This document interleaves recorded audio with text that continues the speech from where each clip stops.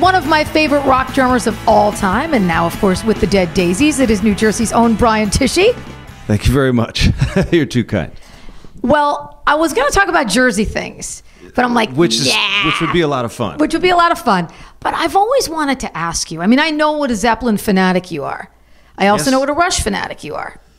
Yeah. I want to talk about your top three. Can you pick top three? Favorite drum solos of all time, solos that when you listened, you were like this as a kid. Yeah. And you're still like this as a grown man with facial hair. Yeah. This is an easy subject. This is probably one of the top easiest subjects we could talk about. If you had to go from number one to number two, let's go 3, 2, 1. I put them all right next to each other, but all right, the first band I got into was Kiss, right? So anybody that knows Kiss Alive. And anybody that knows Kiss Alive knows on side 3 there's a song, 100,000 Years. The drum solo Peter Criss did on that record, I mean, that was his song. He did a solo in for years and years. But the sound of the drums, the construction of the solo, how he comes out of the song and starts with the theme of the song, then goes to the snare, down the toms, and Paul Stanley eventually comes in after a blazing, flanged out snare drum blitz. Paul comes in and Peter plays like tribal stuff behind him, and they call an answer on what I consider the best rock and roll sermon ever recorded, featuring Peter Criss and Paul Stanley. So that's my favorite drum solo because it was the first one I got hooked on, learning how to play drums to Kiss records. So Peter Criss, thank you again, as always. Number 2.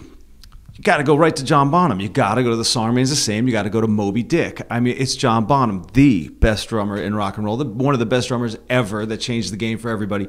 And first of all, it's his groove. Let's not go too deep into the world of Bonham. Let's just stick to Moby Dick. It's a great solo on Song Remains the Same. He gives you more than they gave you on Zeppelin 2's version of Moby Dick. And the drum sound is insane. It's, I mean, there's so many great Bonhamisms through the whole thing. He's playing with his hands, plays with the timpani, timpani solo in there. It's just, and watching the movie while he does it, and they give you all the extra footage, him at his house, on his farm, racing. Yeah, it all fits in great. So it's legendary. It's a solo I still will go back to amongst 100 or 200 Led Zeppelin bootlegs, and I'll still listen to that one and go, thank you for putting that on the record in the 70s and letting us all have that. The third one, you can't go any further than Neil Peart from Rush. But for me, I'm a little younger than some other Rush fans. Exit Stage Left, the second live record from Rush, came out and killed me. I saw that tour, which is a great story. I'll be very quick. First time on a plane, I flew to see a best friend of mine that moved to St. Petersburg, Florida, I think it was. The night before, I'm on the phone. He's like, all right, I'll see you tomorrow. By the way, do you like Rush? I'm like, I love Rush. I just got into him a year before. Tom Sawyer on the radio, as we all know. That was it. It was a game changer for me. He goes, oh, we got Rush tickets. We're picking you up at the airport. We're going right to Rush. My sister's driving, and I'm like, no way. And we had amazing seats. And this is Exit Stage Left tour. So that's right after I got the record. And so back to the solo, back to Neil. Drumming is amazing. We all know it's Neil Peart, but that solo is that's probably my favorite solo in the world. It's in the song YYZ on Exit Stage Left. So yeah, right there. It's still to this day, it's like, okay, there might be these drummers that do amazing things. There's guys with insane chops and independence and blah, blah, blah. And I got to put right after that, I just thought of the fourth guy. But anyways, Neil Peart, he's got it all. He hits every part of his kit, gives you everything, and it's all memorable and hooky, but with chops.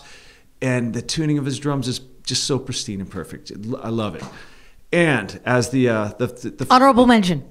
What's that? Honorable mention. Honorable mention has got to go to Tommy Aldridge. It's got to. Tommy, I got hooked on Tommy from playing with Ozzy Osbourne back when it was Randy Rhoads, Ozzy, Rudy Sarzo, and Tommy. And there was a King Biscuit Live Flower Power Hour or something, and they played a live Ozzy concert. Included was the Randy guitar solo. It got to Tommy's drum solo, and his double bass drums just sounded like something I'd never heard come out of a drum set yet, and his chops and just the blitz of Tommy Aldridge. And he still does basically the same solo because he was smart enough to realize back in the 70s, this works and everybody loves it, and I'm going to keep it going because I did it first and I did it better than everybody.